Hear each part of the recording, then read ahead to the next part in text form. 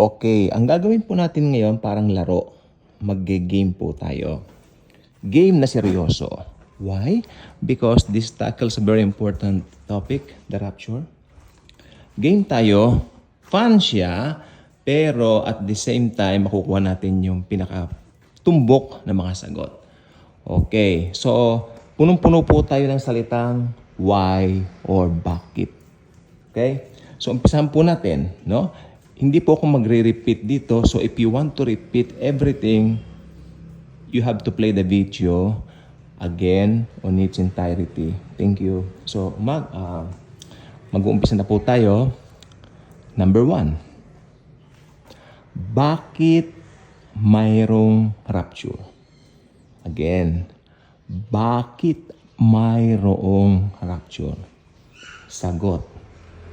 Dahil mahal ni Jesus ang kanyang iglesia, ang kanyang church. Yan ang kanyang bride. At ang rapture ay hindi isang prophecy.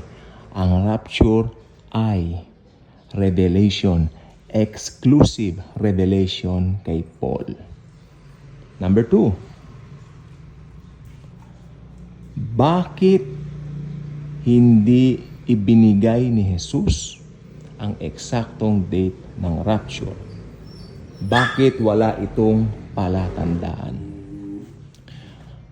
Dahil sa katotohanan na gusto ni Jesus mamuhay tayo on a daily basis na araw-araw ini-expect natin ang kanyang muling pagparito, muling pagbabalik para dagitin po tayo.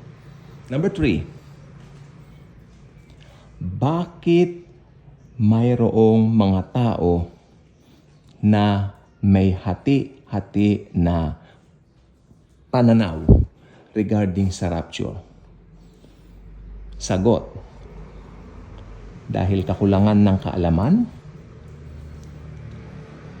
pagiging matigas dahil meron na silang paniniwala, at yung pangatlo, pinakamaganda, dahil may mga tao pa rin naman na talagang bukas sa salita ng Diyos at tinatanggap nila kung ano yung nakasaad lamang sa banal na kasulatan. At ito ang kanilang pinaghahari sa kanilang mga puso. Okay. Number 4.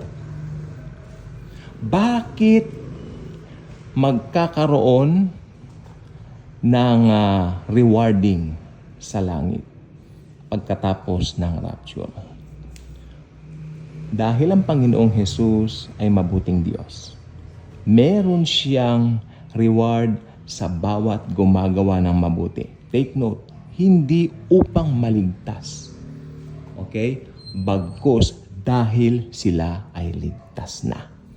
Bibigyan niya sila ng reward kung paano nila na isapamuhay ang kanilang buhay dito sa lupa. Tawag dyan, Bema Seat of Christ, na magaganap after the rapture, matapos tayong ma-rapture. Okay? So, number 5. Bakit merong mga male-left behind? Ito po ang pinakamagandang tanong sa lahat. Siguro, pasukan natin ng konting controversy. Yung mga na-left behind, sila yung nagtiwala sa kanilang sariling kakayanan para maligtas. Akala nilang kanilang relihiyon, samahan, mabubuting gawa, pwede silang dalhin sa langit. Tinanggihan nila ang anak ng Diyos na tanging makapagbibigay sa kanila ng buhay na walang hanggan. Kaya sila na left behind at pasok sila sa Great Tribulation. May sinabi si Jesus sa Biblia, sabi niya, lumayo kayo sa akin, kayong mga mapaggawa ng masama. Kailanman hindi ko kayo nakilala. Pero mga taong ito magsasabi, Panginoon, nagpalais kami ng mga demonyo sa inyong pangalan. Panginoon, kami po ay gumawa nito, gumawa niyan. Nagbautismo kami, nag-Bible study kami. Masipag kami sa mga gawain mo. Meron kaming gift of tongues, meron kaming etc. etc. Lumayo kayo sa akin, sabi ni Jesus.